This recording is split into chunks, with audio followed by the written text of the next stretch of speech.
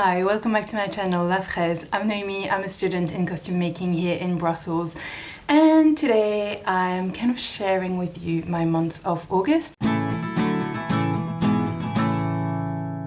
So it is going to be a bit of a weird one because it's not a vlog that I'm filming in real time, but I still thought that I wanted to kind of like share my holidays with you guys. I was a bit like, is anyone going to care? And I think the vlog crew, the people who like the vlogs, and you know who you are if it's you, I think this is the type of video you might enjoy, and so I decided to do it kind of like low pressure, just to have a little like chit chat coming back from holidays. So I'm still like pretty low energy, I have to say. It's not really jet lag, but I don't know, maybe it is jet lag, I don't know. I'm just feeling a bit tired all the time, hard to like go back into the swing of thing. I don't know if you can see from the lighting on my face, but it's also really grey in Belgium, so like we kind of left beautiful sunny Japan and arrived in grey Belgium, and I don't know, it's like also like the mood is a bit down. So no, like great, starting the video on a really positive note. So I still want to do this video, and I decided I would do it very low pressure. I have in front of me here my computer so that I can check my photos.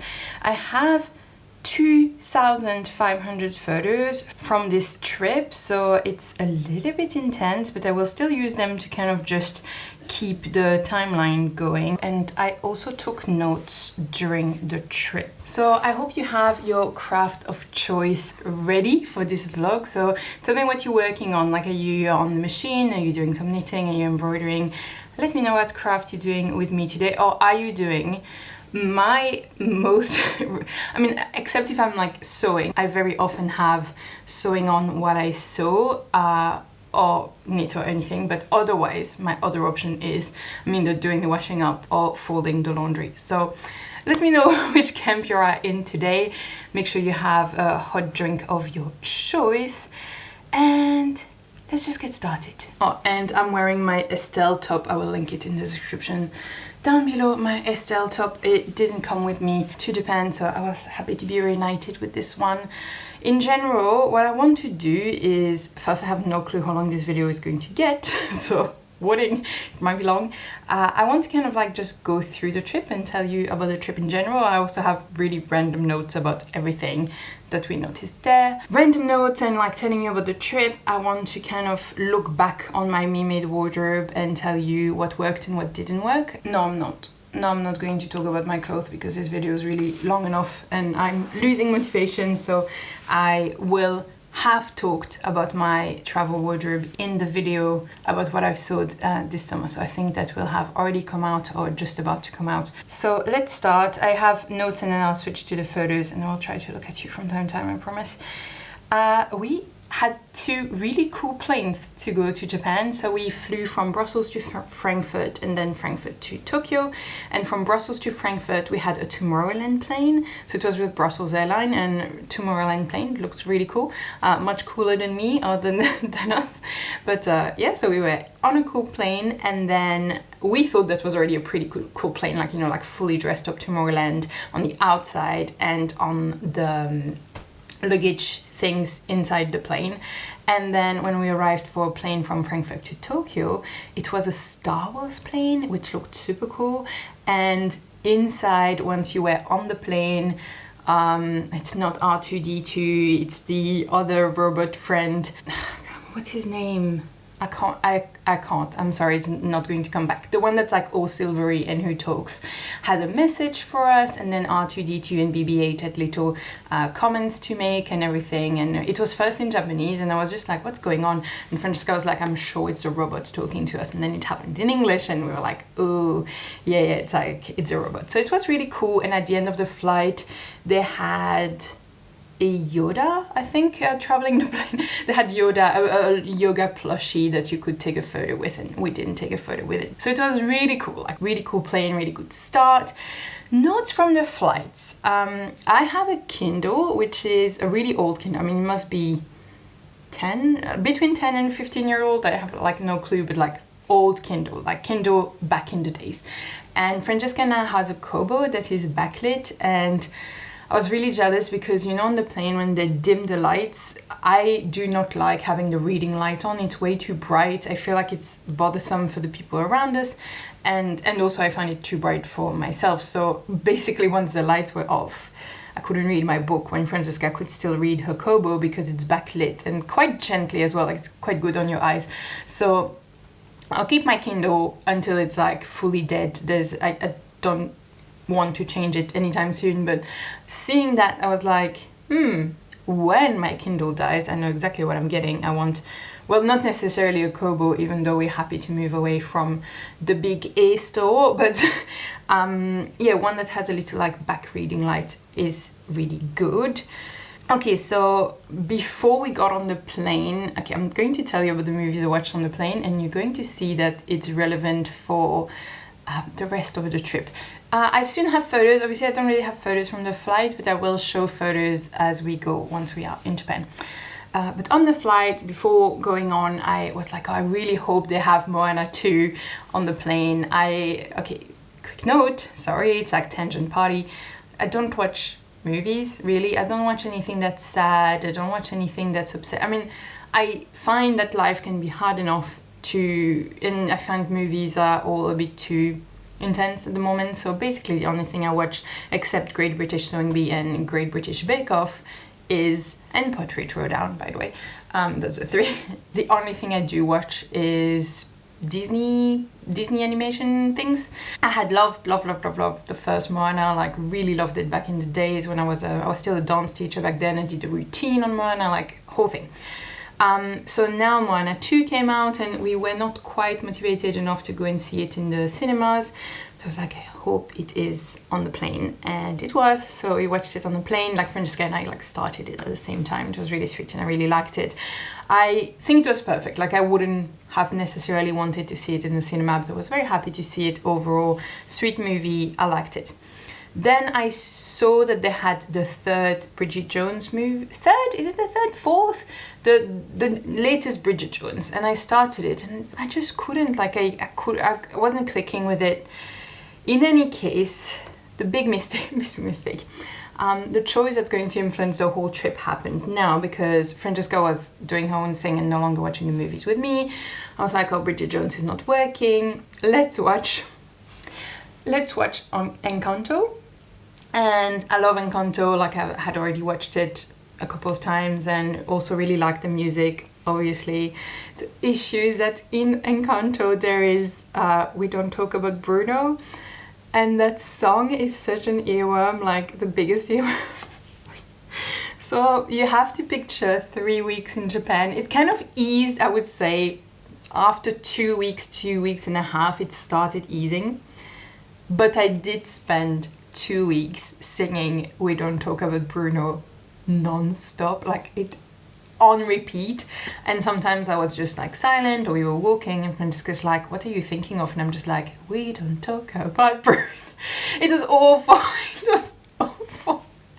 So my first top tip for travels: do not watch Encanto before you start a trip, because I can't believe how Encanto like shaped or like tinted, musically influenced the whole trip, because I sang that song non-stop. Also, what was happening, okay, the way it was triggered all the time is that we had umbrellas to protect us from the sun, and so every time I would take my umbrella, we would talk about umbrella, I would be like, will I get the umbrella? And then the song would start, and just, yeah. In any case, you would never have thought about how the movie choice was so important, but it was. Let's move on. I'll just first look in my notes actually, and then I'll move on to the photos. That'll be fine. Thank you for, okay, it's also like super random, like it has been thrown into this list as we went. Thank you so much for the person who shared the fact that Closet Co was in Japan recently. I can't keep an eye on what she's doing, but more like pattern-wise, and so I'm not subscribed to the YouTube channel, so I hadn't seen the Japan hauls, and I was really happy to see them. So thank you so much for whoever mentioned this, because I went to check them out, and it kind of, I mean, she didn't really go in the same places we went, but I really enjoyed watching the videos and I thought it was quite interesting. So And you'll see that there's actually something towards the end of the trip that I've done because she mentioned it, and I wouldn't have known that you could go in or anything if she hadn't said. So very happy with that. She says that she goes into small fabric store everywhere she went, so even like outside small cities. And I was wondering if the small cities I was in were much smaller than the one she was in. That's the note I originally took, being like, look, where I'm going, I don't see any fabric stores. We are in so small towns that it's like no fabric store land. Now I realize that it was probably more a question of no fabric store referenced on Google Maps, because during the trip, we'll mention I went to a lovely embroidery store, and that lady was like, oh, go like, you know, left, right, blah, blah, there, and you'll find patterns that you're looking for there.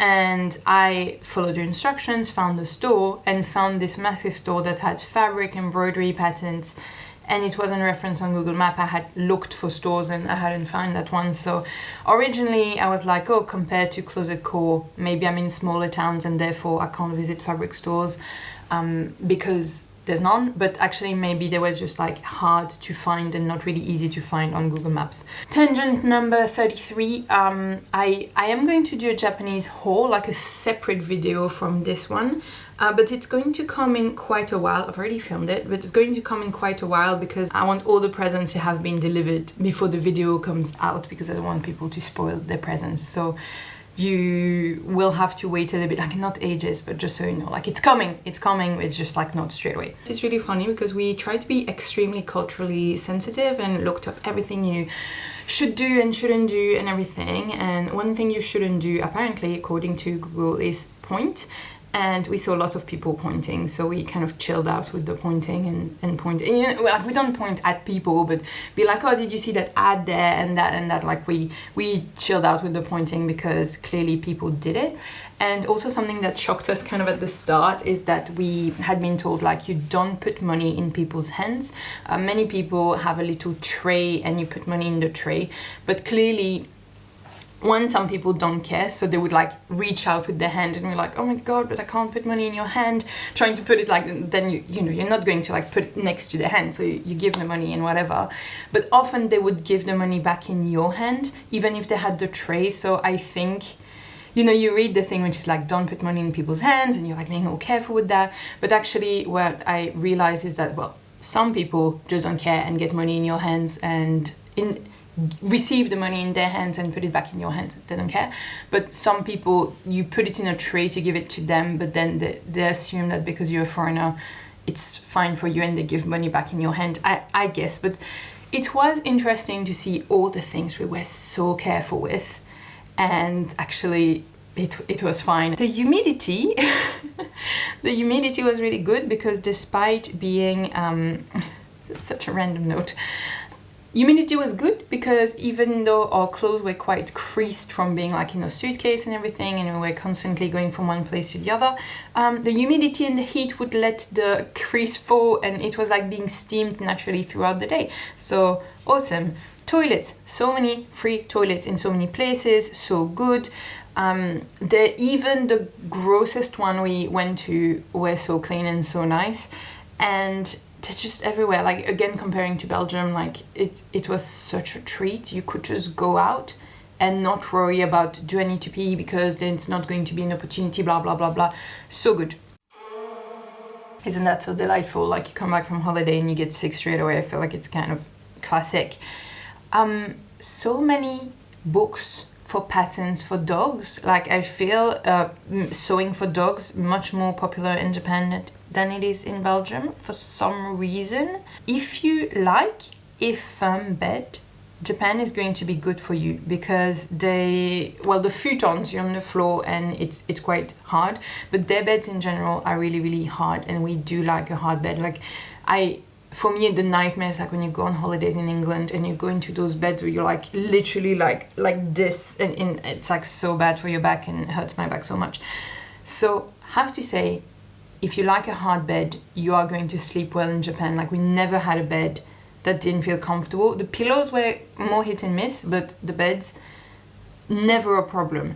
If you are larger, but I don't even mean like large like in a fat way. Like I'm not meaning like if you're fat, I'm meaning if you're large, like if you are a long-limbed person with a long-limbed partner. The beds can be pretty small, so I would be careful with that when you book a double room. Some of the beds we've had were definitely what you would consider in Belgium 1.5 person and not a double.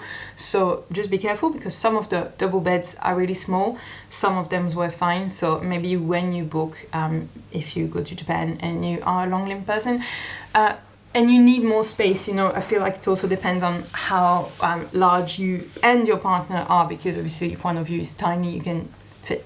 See what I mean? Let's stop rambling. That's what I wanted to say. If you like a hard bed, you're going to sleep really well. If you don't love a hard bed, it's going to be a tough trip. Yeah, so when we arrived to Japan, so our trip did not include going to Mount Fuji. We were going up north, so we would arrive in Tokyo, do a whole trip around Japan, the north of Japan, and then back to Tokyo, and then fly back home.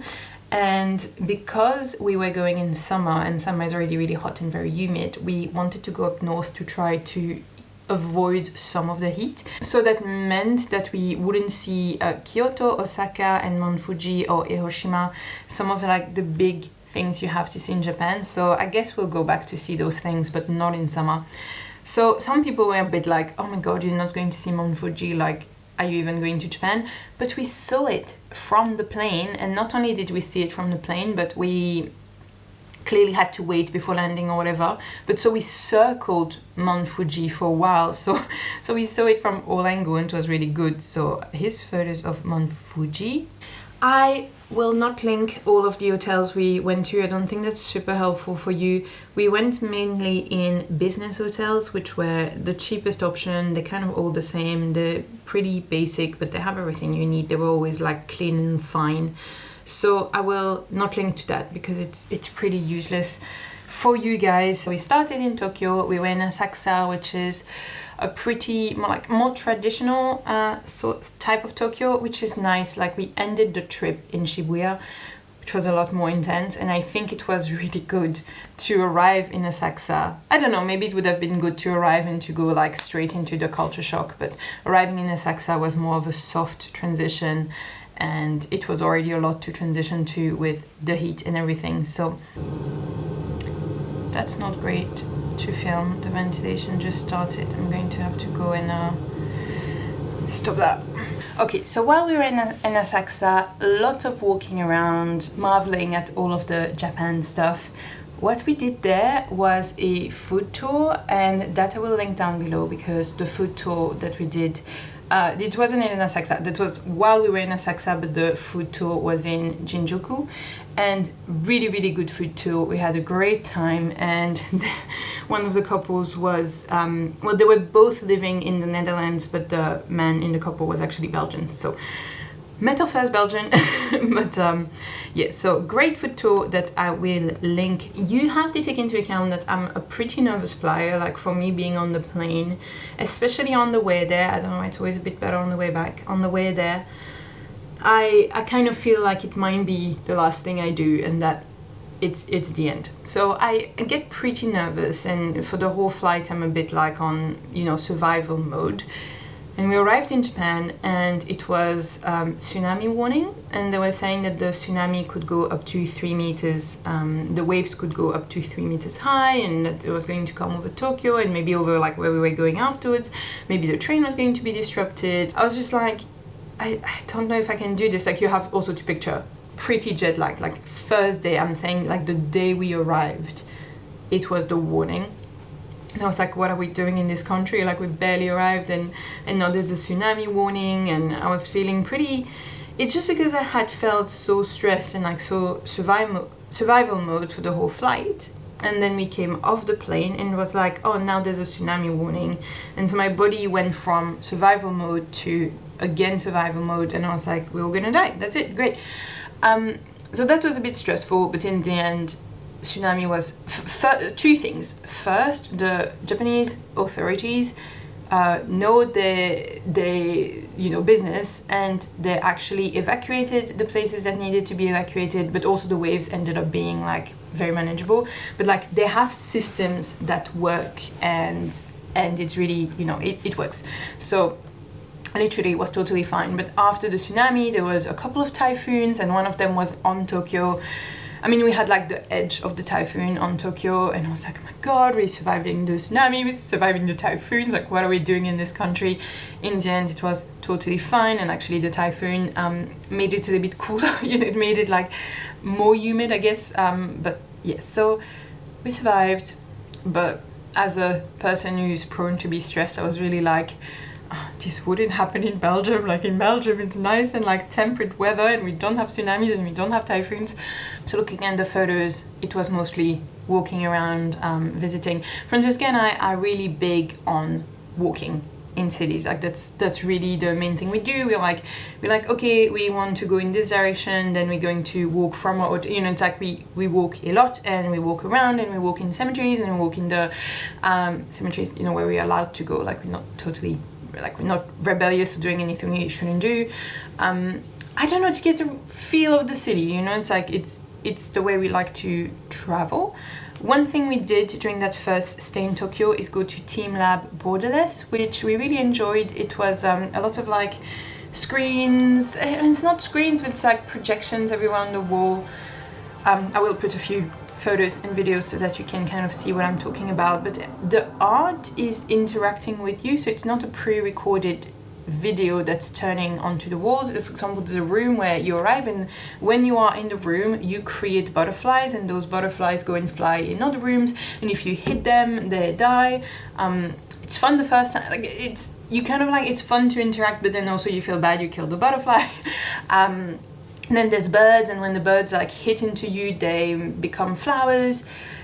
All sorts of things. We really liked it. It's kind of the pricey, I mean it's on the pricier side, especially for museums in Japan. Like you can see there's a tourist feel to it, but yeah, really enjoyed Team Lab Borderless. You also like these places where you can sit and flowers grow out of you. It's kind of nice. And I knew about Team Lab because a Belgian watercolor influencer, she's a French speaking watercolor, my god, teacher slash YouTuber. She went, and I had watched her Japan vlogs as well for inspiration, so I kind of wanted to go. Francesca wasn't too keen, but in the end she really liked it and she was really happy we went, so that's good. And then what we also did while we were in Tokyo was go to a Bon Odori festival, which is a festival where you do dances. So it's a way to entertain and send off the spirit of our ancestor and celebrate life. And so what it is that you have drummers and dancers in the center, and you can join the dance and dance around it, following what the dancers in the middle are doing. It was a really nice experience. It was our first of many festivals you'll see, and we really loved it. We absolutely loved the drumming.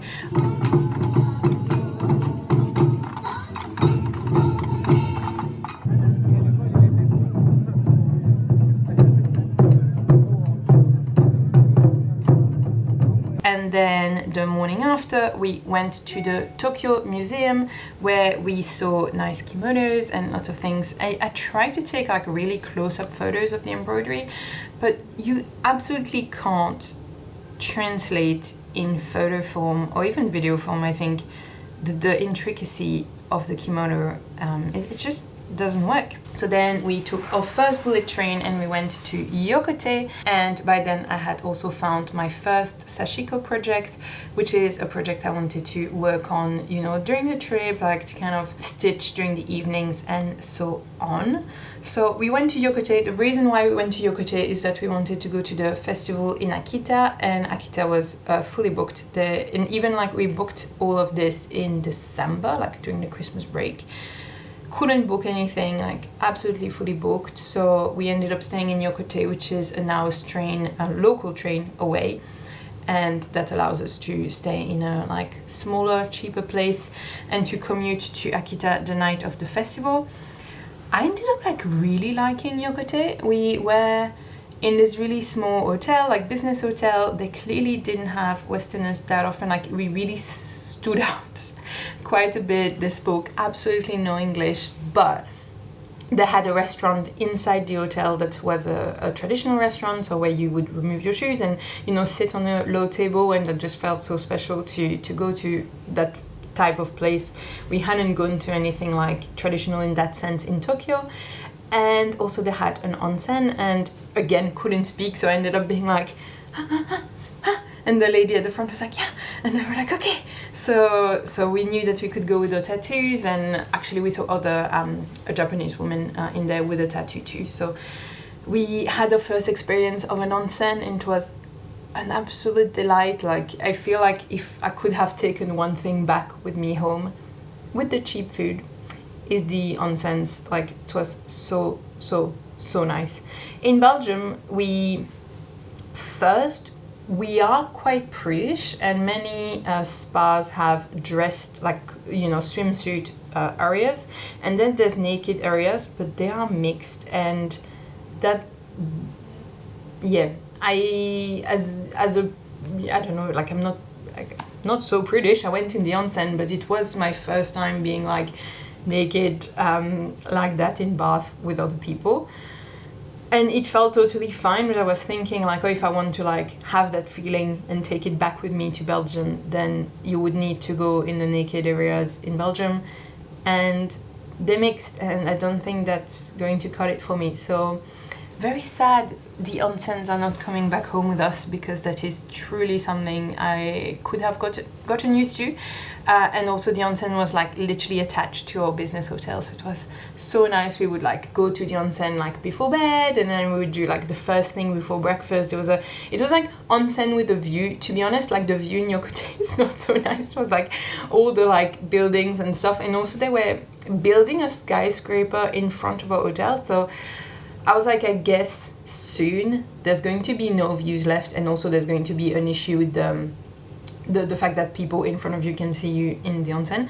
I think they're going to have to add some privacy, so the view is going to go. But already there, I was like, if I can see the people working on that skyscraper, the math says that if I can see them, they can probably see me. But in any case, it was I had such a blast in the onsen. Really loved it. Could have got used to it. I'm a very tempered water type of person. Like, if I compare with Francesca, who likes her tea really hot, who likes ice cream and likes extreme, like, I'm more of a room temperature type of person for everything. And so in the onsen, Francesca would go from like the hottest to the coldest pool constantly and go like hot, cold. And I was like, I just want a medium temperatured bath. Like, if I went into like the not too hot, but I could have done even less hot than the not too hot. And we went to Yokote Castle, which is, I mean, it's literally nothing to write home about. Like, it's something we kind of like to do, friend and I. It's going when we're in a small place like Yokote, which is like, it's not a touristy place or anything. Can you stop telling me I have emails? I'm busy. When you're in a small place like Yokote, like, they don't really have a museum like per se, but we went to the castle there. It was really fun. They had samurai armors, still like a couple, and then they had an exhibition on what the firefighters were around there. So fun times. Kind of like to see those like random small towns museums. I always find them really inspiring. The guy at the front's always very happy to see you because it doesn't have much traffic. And then we went in, so our ticket, which was 100 yen, so it's like less than €1, allowed us to go in the castle and then also in the Yokote Museum, where they have, so the specialty in Yokote is in winter they do igloos, and you can go and have dinner in the igloo, and they have one that is in the museum, so the room is minus 10 degrees, and so we went in the igloo to test what it's like to be in minus 10 degrees. It was a nice break from the heat, I have to say. Then we went to Akita.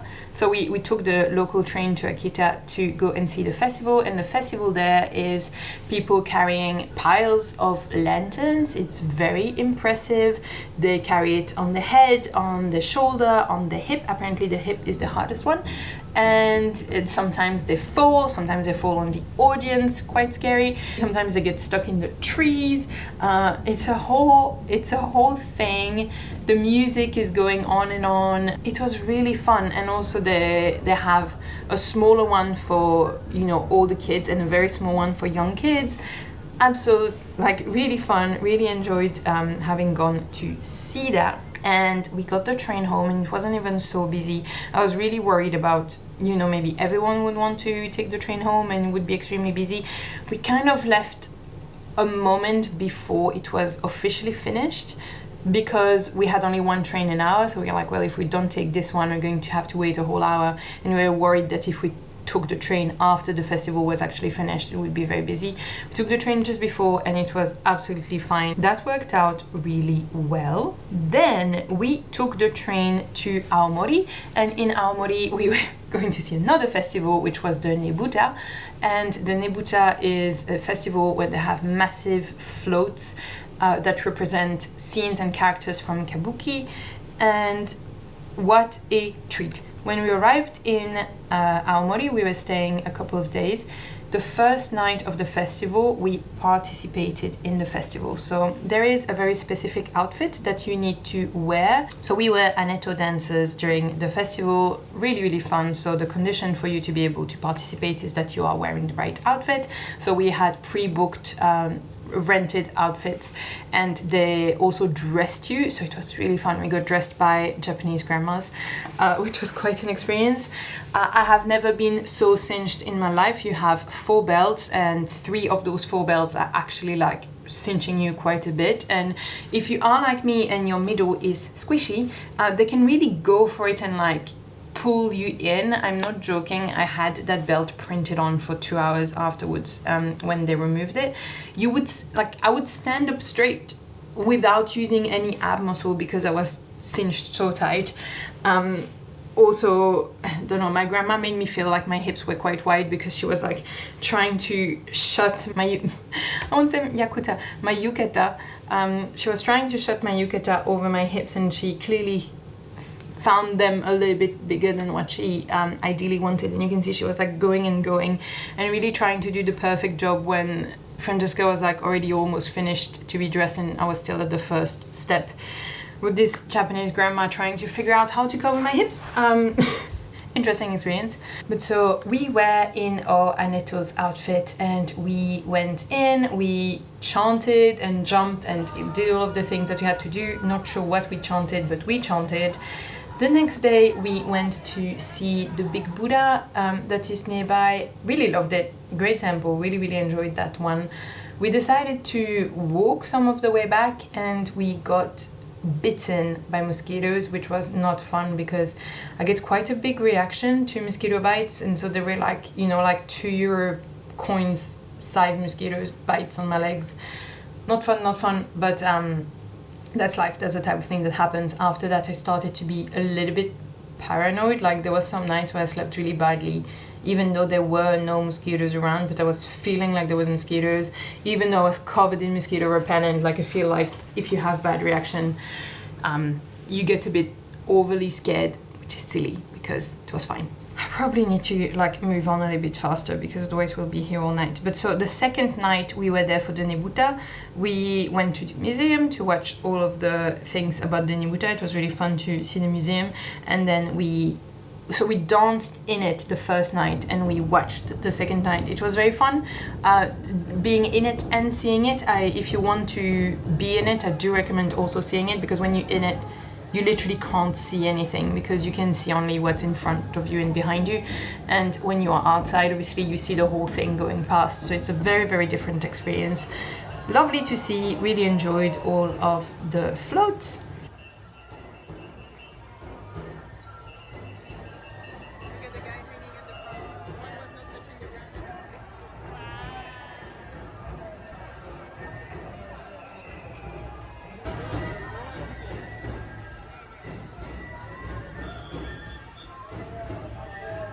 And then just before leaving, we saw this dog who had like also a little like Nebuta party outfit. So fun. The morning before we left, we went to an embroidery store. So it's a place that do hand-dyed embroidery threads, specifically for sashiko and koginzashi. I will talk about this, I mean, I know I have because I've already filmed it. I talk more about this in the haul, so I will try to keep it a bit short, but beautiful store, lovely lady owning the store, and it was also just nice to see like sashiko threads slash kokinzashi threads, you know, artisan like made by an actual human being who has like her store. I don't know, I like the like, it's a one person, she has her store, she dyes her threads, she does it all. It was a really lovely store, and we went there before taking the train to Sapporo. And in Sapporo we didn't have the best weather, I have to say. We had kind of a few moments of forced rest because the weather was not really with us anymore. Now something started there. So when we were in Yokote, so it's a couple of places back, I had seen in there a peach Fanta, and that had started in my brain a thought of like, oh my god, we're seeing so many different flavored Fantas, I want to go on like a Fanta hunt. And so in Sapporo, so quite late in the trip now I realized, but I started my Fanta quest. So in Sapporo I got my first like interesting Fanta, and I got an apple Fanta. So from now on I will also retail you the Fanta we're finding as time goes. This is the moment where Francesca bought herself puzzle books in Japanese, which she did quite well, I think. And then also she got a bit jealous of my sashiko. She was like, you look like you're having so much fun. And she also got a sashiko project to do for herself at that point. So she also was doing some sashiko. I found in a park a plum Fanta. So fun, like that one really tasted of plum. Such a weird flavor, but I really liked it because it tasted like actually like plum. We went to a fabric store that had like 4 stories high. I wasn't really at all looking to buy fabric because, I mean, our suitcases are backpacks. So when we travel, we have our suitcase backpack on the back and then our small bag on the front. And, you know, we need to carry all of this. And I wanted to not add any extra weight to my suitcase until we left. So we kind of left all of the real shopping for when we would be back in Tokyo at our last stop. So I didn't buy any fabric. Okay, so in Sapporo is not so big. I feel like we visited it left, right, center, like we literally did everything. I also want to mention the shop Maria Handicraft. And the thing is, the place with the sewing books, the lady wasn't very nice. I mean, it's not that she was not nice, she didn't speak to us, but the look she gave us, I felt like she was so unhappy to see foreigners.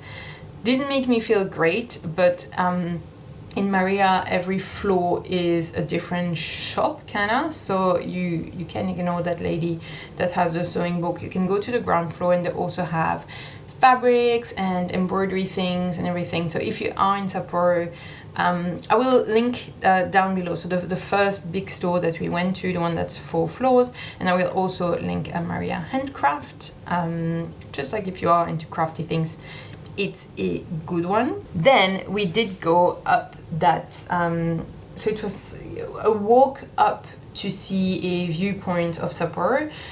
I will also link it down below, but it was a beautiful walk because we went up a way that had lots of jizos, which is sculptures that they dress. It was such a lovely way. There were absolutely no one. It was quite challenging and quite steep, and also obviously with the heat it was a bit hard, but I'm so happy. I can't stress how much.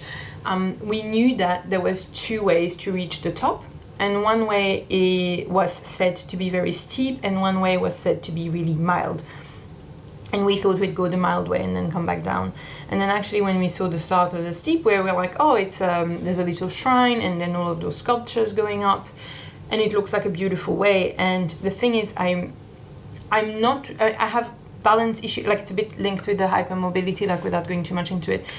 I'm not great going down something steep, but I can go up something steep, and we decided let's go up the difficult way and come back down the easy way. And this was perfect because it was a bit like physically challenging, but I could really go up without any problem. And then to go down, it was just a path going down basically. It was like longer, and so you would, you know, go down the same amount but much more slowly. And we met a family that had gone up the easy way, and we met them at the top and they were about to go down, and we were like, oh my god, they don't realize what they're getting into, because also it had been raining, so it was a bit, you know, a bit slippery.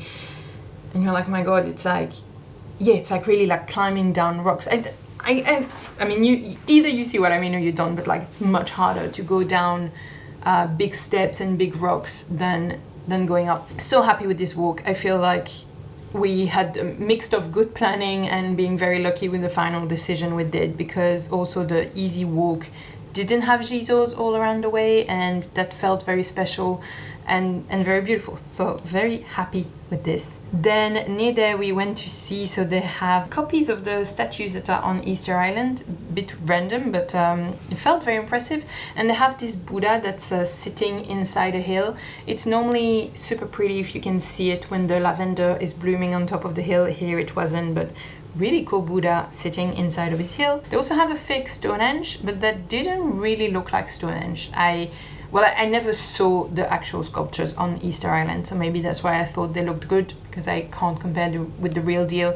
When Stonehenge I can, but yeah, still interesting experience. And then we went to this sculpture park that I didn't quite like as much. It wasn't really my type of stuff. Like, I like when you mix the sculpture in the landscape a little bit more, and here it was really a park with sculptures. It was also pretty hot and full of mosquitoes, so even though we didn't get bitten because we were covered in mosquito repellent, you could hear them like buzz in your ears, and every time we would stop to look at something, the mosquitoes would come. And I think the mosquitoes and the heat didn't help with the enjoyment of the park, and also we had already gone to the Buddha and stuff, so I think a bit tired at that point. We went to a 7-Eleven, and there, surprise, they had a melon Fanta. So I had a melon Fanta and kept going on the Fanta quest. Kind of nice. I like the melon Fanta. We then, the next day, we were leaving Sapporo to go to Noboribetsu. And on the way, we stopped at the Ainu Museum. The Ainu Museum had been recommended by my lovely viewer, Chatty. And we really enjoyed it. We had a great time at the Ainu Museum. There we did a little embroidery workshop. I'll show that in the haul as well, the embroidery we did. And it was pretty funny because we were sitting at the table with a couple of Belgians who were living in France. So they were like Flemish Belgians living in France. The person leading the workshop was like, okay, so there's Japanese everywhere, but you are the international table. And we're like, we're not the international table, we're a Belgian table. Like, literally, we're not international at all. Then we arrived in Noboribetsu, and there we had a traditional room. That was our first time sleeping on futons. So fun, so nice. And in Noboribetsu, it's we were in the onsen town. So Noboribetsu is kind of like leaning against a volcano. Lovely, lovely. Again, I was like, I feel like as a Belgian, it goes against my survival instinct to go and like be so near a volcano, but why not? And you have the walk that's in the Valley of Hell's Valley. Lovely name, sounds like fun.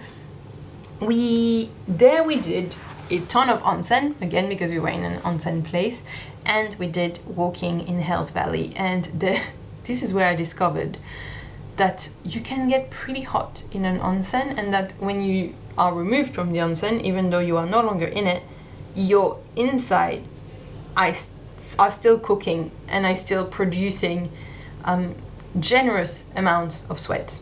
And we went to walk in Hell's Valley, and my core was still so hot, and I was sweating like nobody's business. I was just like sweating and feeling so hot, and I was like, I'm going to die in this Hell's Valley. We ended up like taking a little bit of a break, letting me cool down, and then once my core had cooled down, I was like, it's fine, it's a very hot walk, it's just hot, but at least it's not like my core is hot.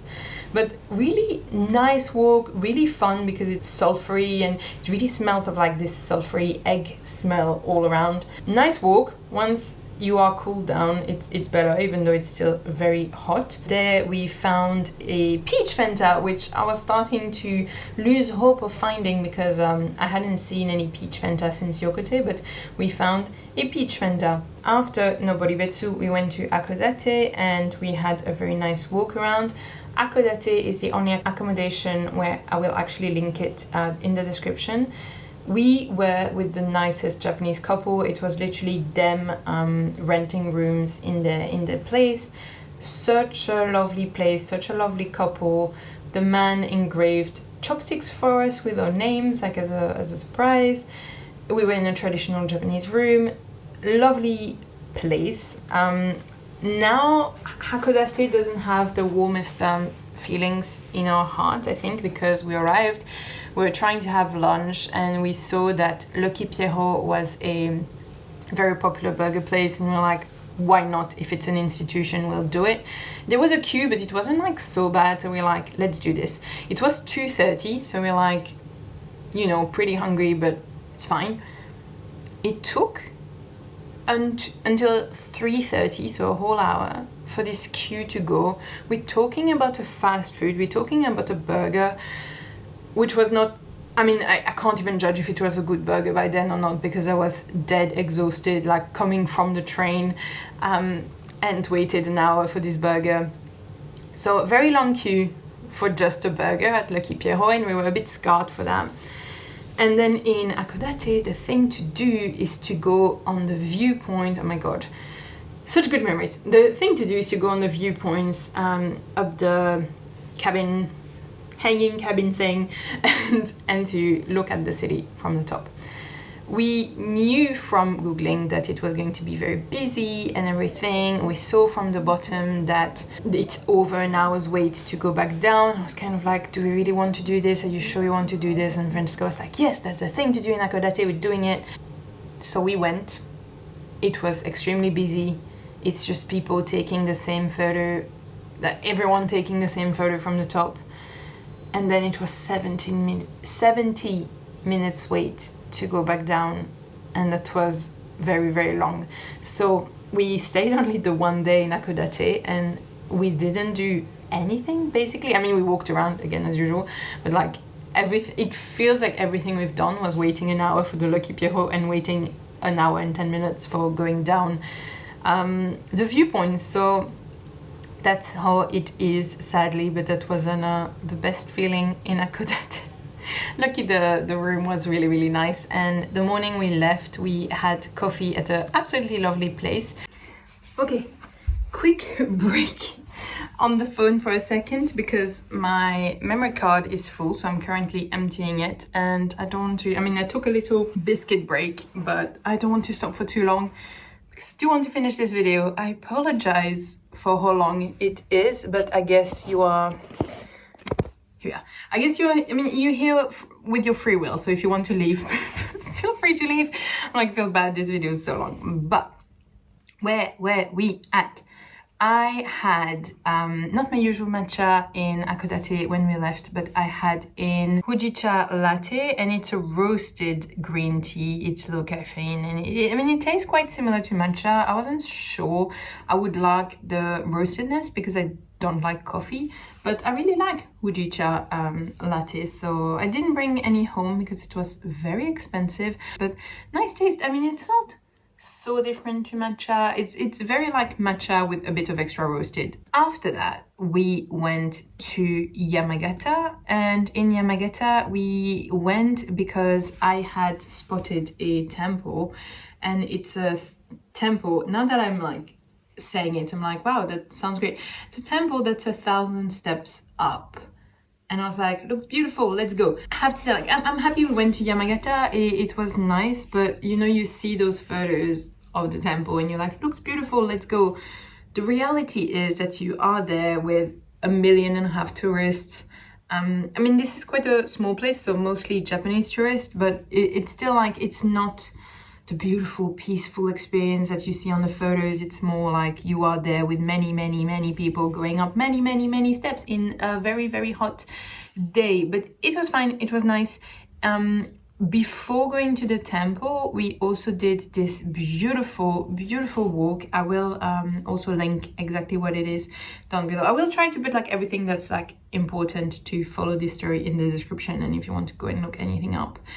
The walk was really nice, but it was very much like on the edge of water, which I think would be fine for most like good walkers. It's just like I'm not doing really well on being on the edge of things due to my balance issues. So it was a bit of a challenging walk. It was 2 kilometers and we took 2 hours to do it, which, I mean, I was pretty slow. Like I was pretty slow doing it because it was a bit challenging for me, but I still feel like you wouldn't do it super fast in any way because it's on the edge of something. You cross so many like old bridges. Some you were on and it felt like medium safe. One, like literally my foot went through the wood because the wood was so old. So nice walk, beautiful views, like you're really along the water and following the path of the water. It was beautiful, but it was a bit challenging. And I'd say after an hour and a half, my braveness started to leave just because it was getting a bit long. And that's when the flies started to come, and like big flies. So I don't think they bit us in the end, but when they came onto you, they kind of hooked, and you could feel like biting, like it felt like biting from the flies, and they were just really big and many and following us. And I think that's where I kind of like lost it. It was getting a bit hard. This is where we met a French lady, obviously. I don't know if she thought we would maybe like keep walking together, but first, like I walk really slowly and this is challenging for me. And second, I was having a meltdown because of all of the flies. So we did not keep walking with French lady. It was a bit tough because then it was like before going to the temple. So then after we did this pretty long, challenging walk, I mean, it's not long in kilometers, it was 2 kilometers, and then a 5 kilometer like stroll through the wood that was very easy. But still, like, you know, we walked all of this and then we had to go up to the temple. Beforehand, I got grape Fanta. Grape Fanta is the one that I was kind of like waiting for the right moment to have because it was everywhere. Grape Fanta was the easiest one to find, so I knew I would have it at some point, but I wasn't rushing into it. 1,000-step temple, really nice. I mean, it was filled with people, but it was a very nice experience. Really enjoyed it despite the heat, and it was nice afterwards to be back and to be able to rest and to shower and everything. Before we left Yamagata, the morning we left, we went to the Little History Museum, which was quite nice.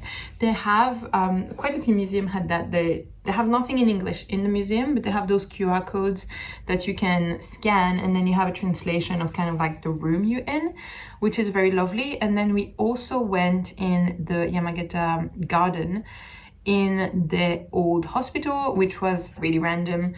They just chucked there every old medicine materials, and we took our last bullet train to go to Tokyo. I was going to say London, but clearly I'm not working really well anymore. But so when we went back to Tokyo that second time, we went in Shibuya, which was so overwhelming, so loud, so intense, like a totally different experience than being in Asakusa, but also fun. I mean, also fun, and then at the same time we were like, gosh, we kind of over all of this noise by this point.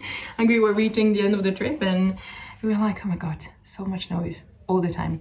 Okay, my memory card has transferred, so I'm going to be able to move you back to the camera. I'm sorry, I know this is the longest video ever. I hope it's not the most boring video ever. So we were back in Shibuya, and this was kind of like shopping mode activated because we hadn't bought anything really up to that point except a couple of sashiko things. So then we were like, okay, we have all of the presents we want to bring, like stuff for the kids, like my nephews and everything, presents for people. So we kind of like went shopping in Shibuya, which was very intense. That evening when we came back to Tokyo, we went to Team Lab Planet.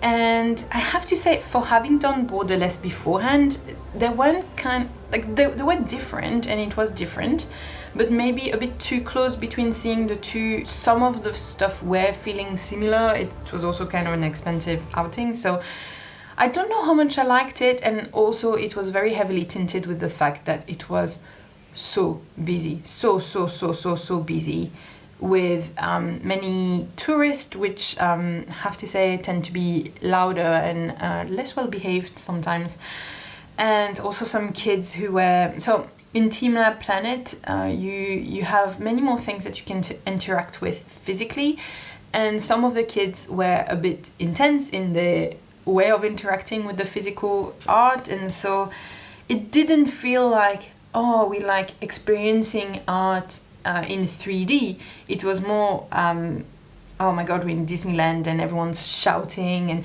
you had a lovely thing that was like experiencing art. There was water, you would have your feet in water, and it would have been such a beautiful experience, but you had kids shouting everywhere and families, like, tourists, and I have to say the crowd kind of ruined it for us.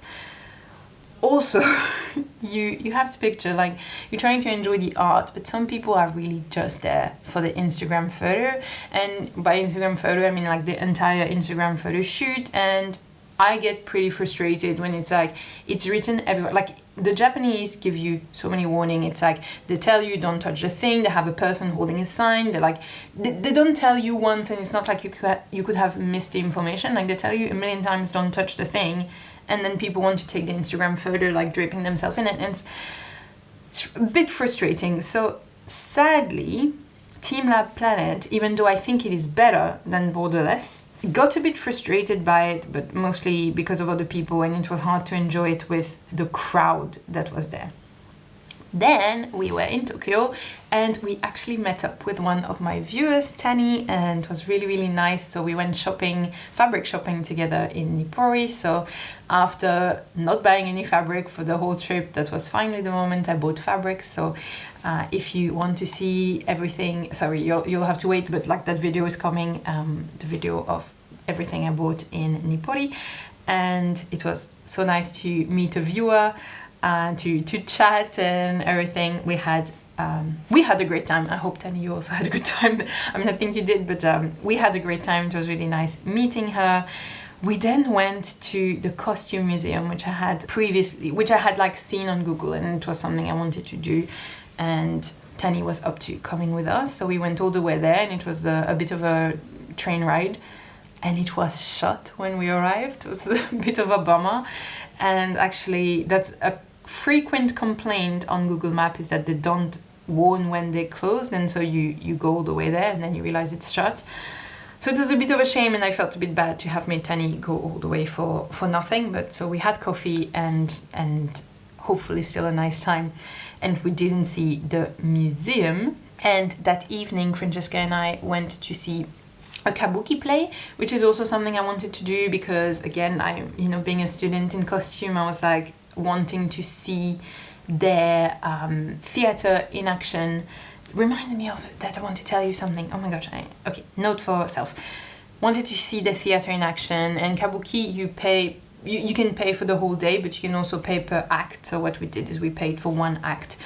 Honestly, it's quite well done. If you want to see one act of kabuki, you pay a 4th floor seat, which is the cheapest. They have also, for the 4th floor, they know that this is where the tourists are hanging out. They have an English translation device that you can wear.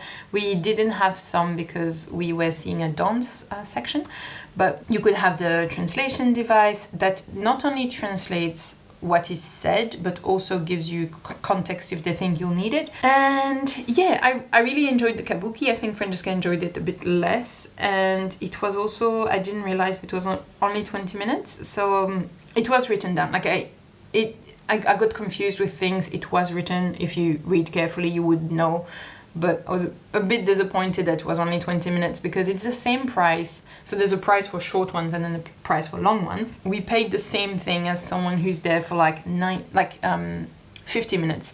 So a bit of a shame, but it was fine. It was an experience. There we found Fanta lemon early pick. I think it says it's sweet and sour. I do want to get a Fanta lemon, because for me it's part of the classic. Like, I didn't want to taste an orange and I didn't want to taste a lemon, because for me they're normal, but Francesca insisted because this one is an early pick lemon, and so it's a different one. So we tasted a Fanta that came with us to the kabuki. What I also enjoyed with the kabuki is seeing the theater in which the performance is being done. I think it's really interesting to see the actual building. And by the way, in kabuki they have a ramp that goes in the audience from the 4th floor. You can't really see that ramp from the 1st row, which is where we were. So there's 2 rows on the 4th floor. You could see the start, but not much. And I think from the 2nd row, you can't see anything. So you can just see the stage, but not the ramp. And I think in some of the more play part of Kabuki, crucial things happen on that ramp. So you have to take that into account, that you are missing something visually, but at the same time we're like, well, we don't understand anything that's happening, so we're probably missing a lot. So it's fine. Yeah, then more visiting in Tokyo, more Fanta. Here I found the Milo Yellow, which is a partnership with I think Milo Yellow is a soft drink in Japan, and so it's a partnership with that. So I was still excited to keep finding new Fanta so late into the trip. We went into secondhand stores and found some really nice secondhand kimonos. I didn't pick up any. They were still quite expensive, and also I'm not sure what I would have done with them, but the embroidery on them was so beautiful and such a pleasure to watch. And then we've been here for a long time. And then it's our last morning in Tokyo, and what we did is go back to the costume museum, which now was open, and we went into there. I have to say the entrance is quite pricey compared to other things in Japan, and especially because it's quite a small exhibition. We stayed there for an hour and a half because we Google translated everything and we looked at everything in great depth, but we have to be honest, it's not really good value for money what you get there. It used to be 500 yen to get in, now it's 1,000. Bit of a shame, because I think 500 yen was more representative of what it's worth. There, the costume museum is actually linked to the Bunka Fashion College, which is something that Closet Core mentioned, so Heather Lu mentioned in her video on the Closet Core channel. And because she said that she had gone to the college and saw the shop, I was like, there must be a way to get in. Francesca was not too keen because there was a sign, so Google translated the sign at the front door that says, like, if you have no business with a uni, stay out. She was like, we have to stay out. And I was like, look, let me just go and try. I went with the Google Translate to the guard at the door to say, like, is there a shop? Can we go and, like, look at the textbooks? We found a shop. We didn't find the textbooks. I think the actual Bunka textbooks are no longer being published, or at least not in English. But we did find a shop, and they had all of those pattern books I showed you, the ones from the last vlog, I believe. I told you I had pattern books that were from Japanese authors, and they had all of them in Japanese. I recognized the cover because it was basically the same cover but written in Japanese. It was like, so cool, I have those. So we didn't get anything from the Bunka Fashion College, which was still really cool to go. And they had exhibition of student work in the corridors as well, so it was kind of nice. We then went to have a little sushi on a conveyor belt, which was a nice experience. And then on the way to the airport, we went to an onsen. So in Terminal 3, there is an hotel that has an onsen attached to it. And because our flight was at the end of the day, we're like, don't want to be like sweaty and gross from the day in our flights. So what we did is that we went to the onsen to clean and chill and wait for our flight. And then we took our flight all zenned out and all clean from the onsen. It was an absolute pleasure. Really, really loved it. Not a special plane, but we did get a little message from Pikachu, a little like Pikachu sponsored flight, which I really liked. And fun thing, but we came home via the North Pole, which I don't think I've ever been around there in my life. We arrive, we went on the Russia. Such a pain that world geopolitics, don't want to talk about it, but like the fact that we have to go around Russia makes the trip so much longer from Europe. So we went on the Russia for the way there, and we went through the North Pole for the way back. So fun, so interesting, really loved it. I just wanted to say I took quite a few things in my toiletries bag with me going to Japan, and I used none of it. Concealer, didn't use. Eye pencil, didn't use. Eyebrow pencil, didn't use. Eye pencil, didn't use. Mascara, didn't use. Face, how do you call that thing? BB cream, like tinted moisturizer, didn't use. Tinted lip balm, didn't use. Hand cream, didn't use. The only thing I used is my sunscreen, my usual sunscreen, which is from La Roche-Posay. So it's a La Roche-Posay sunscreen. I use that every day. La Roche-Posay Cicaplast lip balm. This thing looks empty like this since like a million years. and it's still giving. I thought it would like not come back from Japan because it would be dead, but apparently it's still giving some lip balm. So this thing is, it was pretty expensive, and when I bought it I was like, it's because I was in an emergency and I had to buy it. But I was like, it's actually, I'm reviewing my opinion on this, quite good value for money because this has been going on forever. I had, oh yeah, powder, didn't use. I had face wipes, which I normally don't use in my day-to-day life, but because my whole setup is pretty zero waste, it means that it's kind of difficult to travel with, so face wipes for the trip. But what was really the thing I used every day was the sunscreen from La Roche-Posay, so it's the same, but this is the tinted version, and this is why I used none of my makeup, because this is like, I didn't want a BB cream that has an SPF in it, like I needed proper sunscreen, but this is proper sunscreen that has a tinted moisturizer in it. Also, my BB cream is a bit light for my intense tan that I have at the moment, so the tinted sunscreen was a little bit darker and worked really well. So this I used literally every single day in Japan, and it was great. Other MVP except the lip balm and the sunscreen was my backpack. Absolutely loved my backpack.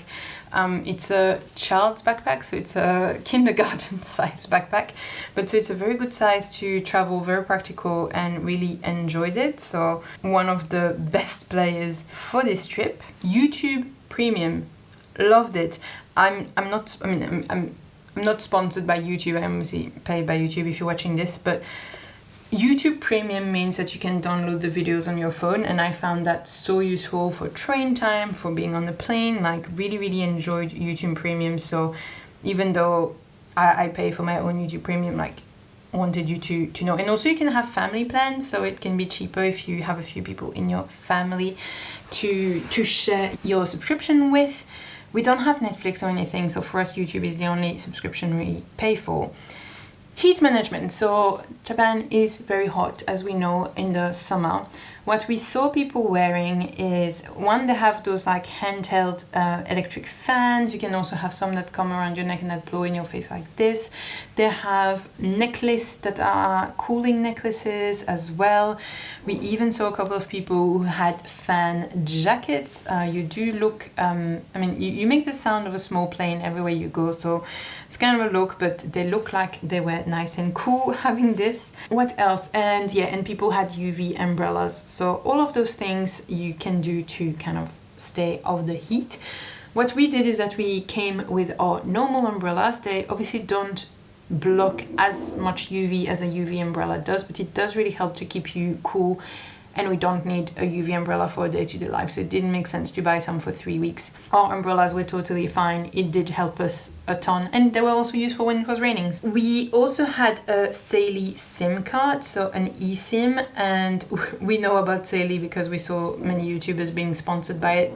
I'm not sponsored by Saily, but I have to say I really enjoyed it. It was so useful, and there's such a comfort when you are off the plane and bam, you are straight away connected to the internet and to data. So it wasn't so expensive, and it was pretty convenient. So I will link Saily also down below because I thought it was pretty convenient. And finally, I wanted to touch on Milo's holidays. So Milo was at a dog hotel while we were in Japan, and we had videos from time to time, and you could see that he was going in the pool and going paddleboarding and everything. And so yes, so Milo enjoyed his holiday. Sadly, he came back with a skin infection, so now he's with a donut to not lick himself, and he has to have creams and things.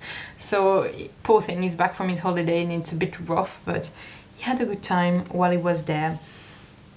I was also going to talk about the books that I read for Japan and everything, but I'm totally losing steam, and I think this video is long enough. So you know what, I will keep the books for next month, and I'll talk about all the Japanese books I've read next month. Some I had already mentioned, but I kind of want to say like what I thought about everything.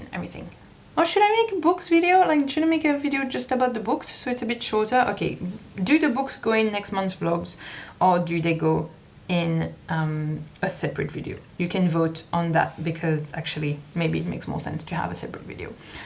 In any case, thank you so much for hanging out with me. Sorry if I feel a bit bad. This was so long. I wanted to thank Tony for tipping me a monthly coffee. It's always so appreciated. I hope this video was fine to watch, and I hope that you had a good time with me. I hope you liked peeking into what we did during the holidays. And we had the best time. I don't know if I hoped I said that at the start. We had the best time. We had the best trip. We loved it. We loved Japan. We had the best time. Like, really, it was absolutely great. So we're so happy. It was also very nice. I mean, I'm kind of sorry for you guys, because then this video here is all you get and it's not quite the same. It's not as nice as watching a proper vlog, I know, but it was really nice to be not filming and to be just enjoying it. So I really enjoyed that, and I will see you in the next one. Don't hesitate to like if you made it all the way here. You can like this video and to subscribe if it's not already done, and don't forget that you can make anything. Bye!